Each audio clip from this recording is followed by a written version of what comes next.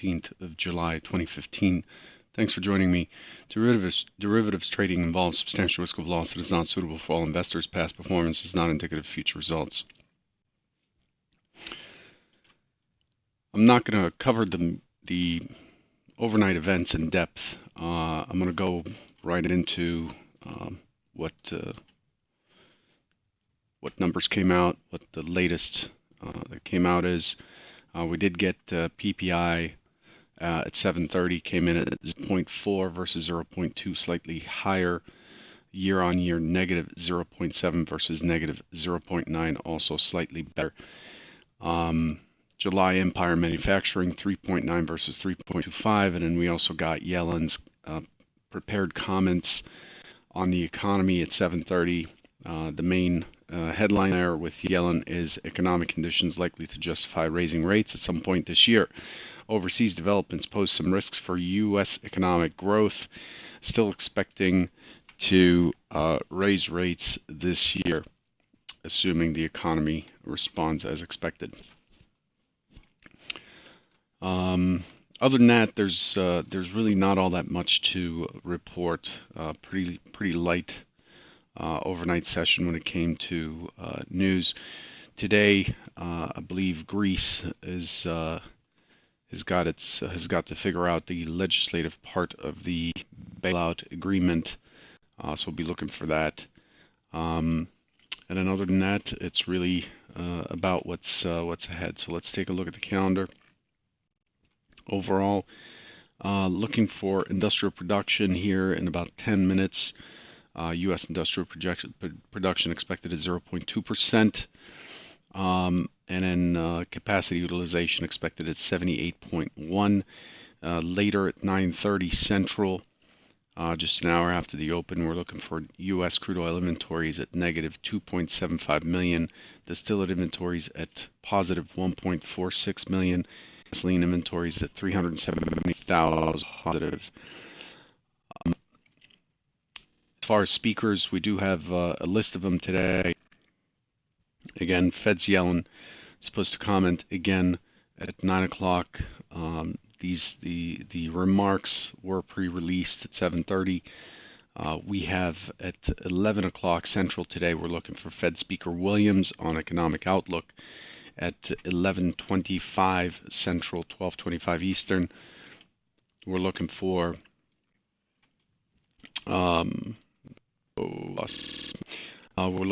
Fed's Mester, non-voting hawk, also an economic outlook. And then at 1 o'clock Central, we're looking for Beige Book. After market today, we're looking for Intel, and the expectation is 52 cents on earnings. 2 cents, and revenues expected at 13.03 billion.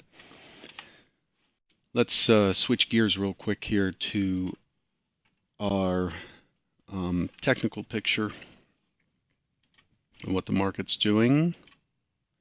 There we go. So, yesterday, primary hypothesis. Yesterday, the primary hypothesis, the expectation was for the market to open. We're looking for a bounce off the LVN right there, and then we're looking for rotation to what I listed as 2000 and 2101.50. And that's basically what we got. The market ended up pushing to 2105.50. This area here is fairly important because we're breaking into the next LVN zone. And so this again, as mentioned earlier, this puts new highs on deck. The key area to watch out for going forward is this 2112.50. This is the last place that the sellers can defend before we get new highs. New highs would be at 2124.50, but this is the last divider in volume here. The next target is 2113.50 and 2116.50. If I scroll back here to look at what generated these the composite in this area. So here's the area of new all-time highs, and it's important to note how this profile, how this microcomposite's operating in this area. So this includes the initial push up to 2119 quarter all-time highs, 2122, and if you see here, 2105 or so. This, oh, I marked the wrong area. 2105 here is the MC LVN before we get to the key area above, which was at 2113.50 for this balance zone. So yesterday's high is right up against the LVN. So we've moved from here to here. We've moved from basically 2099 or so, and we've moved into the next area. This profile is made up of three distinct high volume node areas, and yesterday we moved from the one that's below us into the middle and to the break point at 2105.50, and that was the high of the day. So if buyers can keep this bid, and it looks like they are because we're opening right above the point of control from yesterday. Our overnight point of control is right here. So we're opening in this area, and the most traded area yesterday was right here. Yesterday's profile shows some smaller areas below, but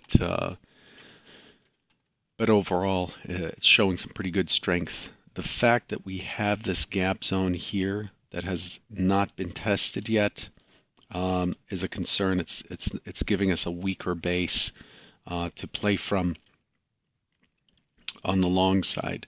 But overall, the market's doing a good job of seeking higher prices, and it has not found the sellers yet that it needs to make a considerable rotation back down. A rotation down from here will likely target the 2082 area, which is in the gap, and then could pull back all the way down to this 75, 76 area. That's how things are shaping up in the ES. So if we look at the overnight session,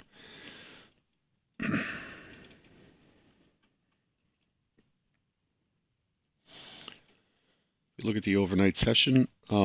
Not much happening here. Not much happening here. We did have a small sell-off on the close. To balance the books, we pulled right back to the point of control yesterday, to the tick.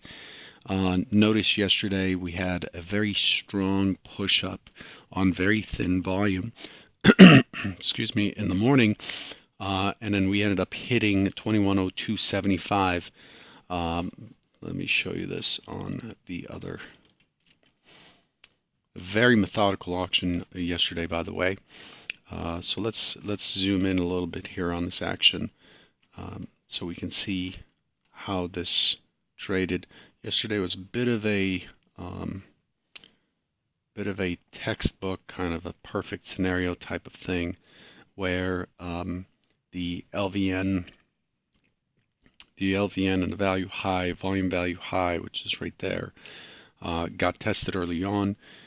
We had a very strong push early on, although the open was an open auction in range. It was tight for a minute, for about actually 10 minutes, and then when it started to take off, we built this very low volume structure here, and then we pushed right into the naked point of control, 2102.75, rotated back down to the initial balance high, which is this yellow line right here, also to the tick, and then we have our continuation move. So we have an impulsive move here on pretty strong volume. You can see it's not spending much time auctioning down here, relatively not much time, and it had its first impulse of 11 1/4 points. It pulled back to the IB high to the tick, and then it did its completion move, and then it balanced out at the end of the day back to the point of control.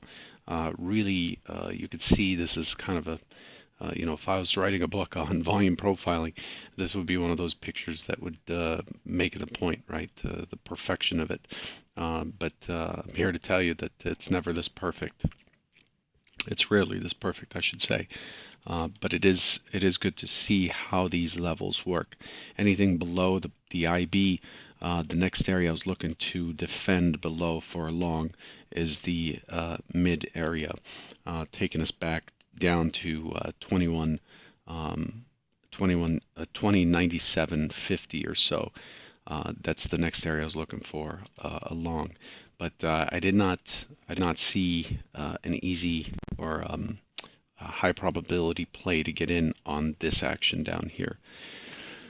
Anyway, so with the overnight session being what it is, there's really not much to glean here other than the fact that it's a very sharp HVN here left on the overnight. You can see that it's thin on the high, clear rejection on the low, clear rejection on the high, and most of the volume is happening in the middle. The volume overnight is 126,000, a little bit lighter than the recent expectation for volume, but the inventory is balanced, so the expectation for today is a fairly choppy open. I expect it to be stuck in here this morning. I expect the trade to be stuck in here this morning.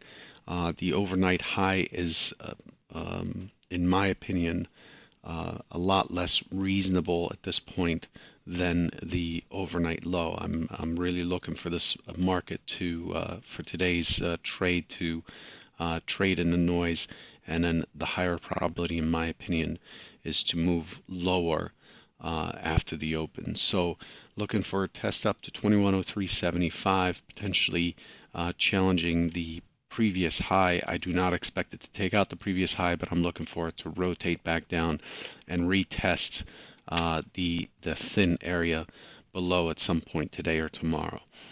That's my primary hypothesis. Secondary hypothesis is clearly the opposite. It's very obvious.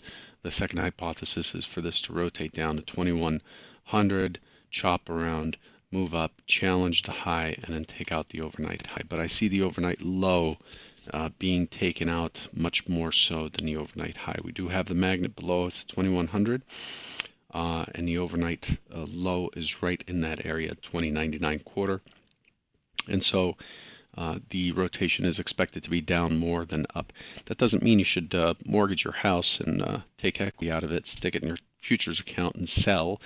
It's not a trade recommendation, but as I come in to the market today, I'm looking for a selling opportunity more so than a buying opportunity. So I'm looking for heavy sellers to come in, and I'll look to trade with them on their time on a shorter time frame. Okay, so that's the plan for today. I won't scan other markets. Today's session has a trade wisdom segment, and I want to get to that. It takes about 5 minutes, so let's have a look at what we have. Today's topic is important to a lot of people. I know there seems to be a lot of text on the screen there, but this is a pretty important thing. It borders, it fringes on the spiritual, so to speak. It has to do with your belief structure. But if you have ever noticed, if you've been trading long enough, you probably noticed that losing streaks take a lot longer to break out of than it takes to maintain a winning streak. So I want to talk about your something called your vibration.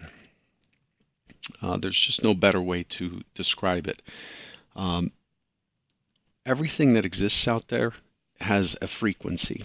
There's a frequency, people believe that there's a frequency to the different organs in your body. There's a frequency with which you vibrate as a human, but everything has a vibration. Everything has a frequency. Light, heat, cold, electricity has a vibration, and so on and so forth. but so do your thoughts. Okay. So when you feel great and you're feeling energetic and you feel like you're dominating the world, and I've had months where um, I I just feel like I just don't do anything wrong in the markets. Zero errors, winning days every day for long streaks. But then, inevitably, something changes in the market, and this is accepted as part of the business, and we run into a slump, what we call a slump or a rough patch, and the energy changes. And so when you're energized and on top of the world, you're said to be vibrating at a high frequency. Generally, you're happy and they're energetic, and it just feels like you're on top of the world. Um, you can capture, you can see this, or you can feel this in other people without even talking to them. You can tell who's got a high frequency and who's got a low frequency. On the other hand, when you feel frustrated, are trading out of fear, exhausted, or sick, you're vibrating at a low frequency. Uh, and it requires significant effort to rise out of a low frequency. You have to make a concerted effort. And this is why I believe that slumps take a long time to break out of. Um, your level of vibration attracts uh, other people in that frequency. So if you're a person who's very positive and you feel good about the trading that you do and your approach and so on, you'll find that you're very often surrounded by others who are on the same path or others who want to be on that path. You attract that kind of attention or that kind of response. Um, the most dominant generator.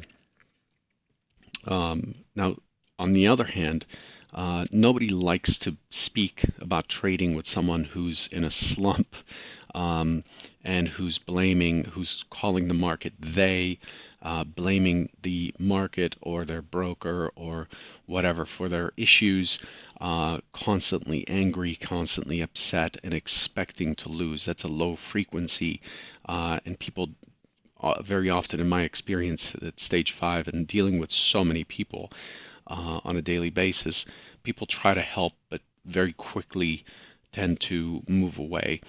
What can you do?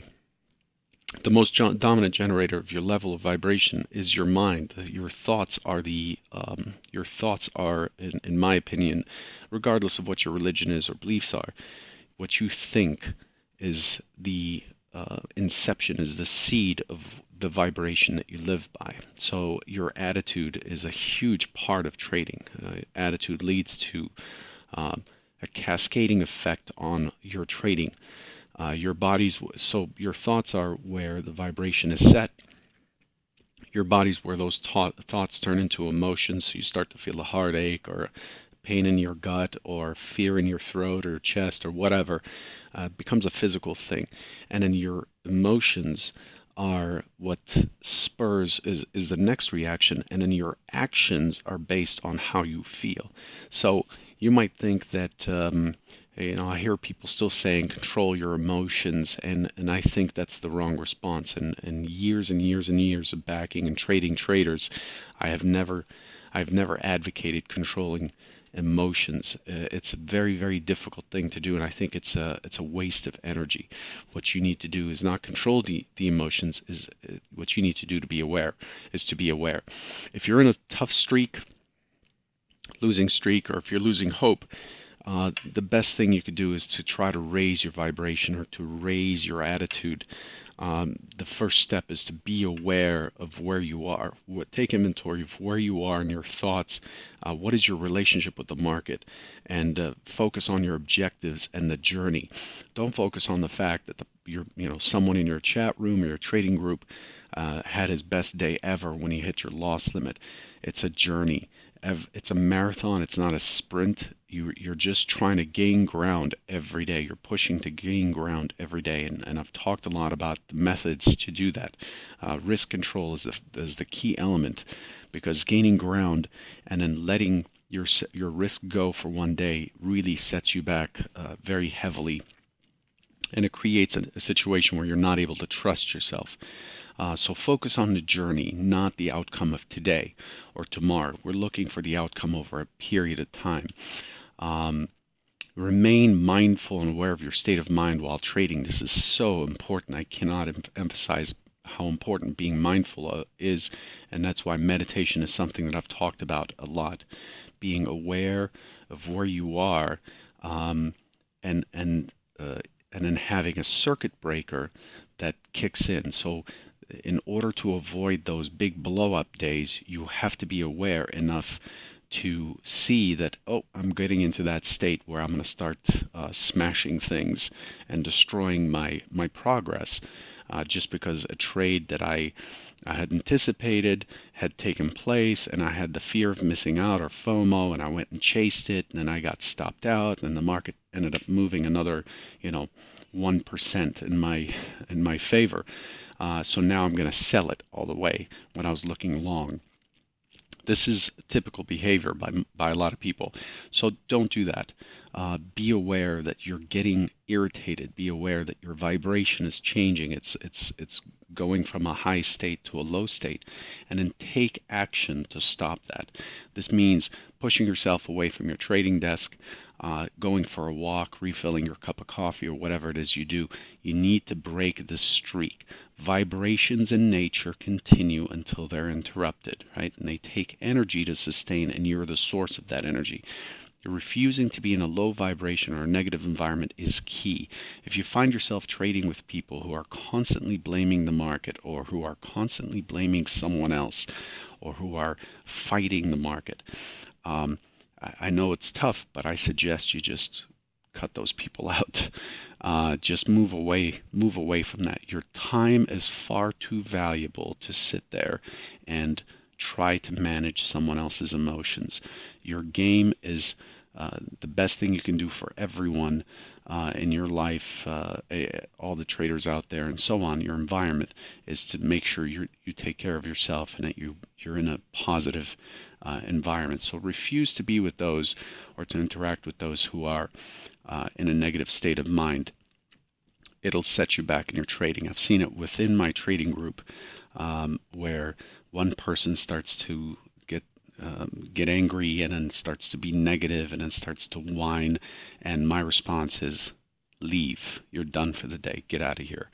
I don't want that to transfer to other people. And it's very easy to move from a high to a low state. Just being tired, or having had one night's poor sleep, puts you in a low vibration. It's time to go, get some rest, do something away from trading, and come back.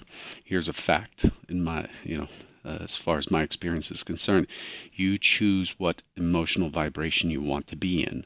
So you can be in the emotional vibration of being fearful and loathful and feeling sorry for yourself and being a victim in the market. Things will always happen. This is life. You're here to experience all kinds of controversy and stuff in life. It is your ability to be very aware of where you stand, and to choose your reaction. That's what makes you who you are. That's the success that you're after. That's the step that leads to the better results, in my opinion and my experience. Anyway, I know this is a very abstract topic. It might make some of you uncomfortable, but it's a very big part of who you are, and the environment you're creating, and your ability to sustain and stay in this environment, and to get the results that you want. It's 8:25, 8:26. I've run over my time. Hopefully you found this useful. I'm going to keep the series going once a week, every Wednesday. This is our fourth session, and these will stay on the YouTube channel. Good luck today, and I'll catch you soon. Take care.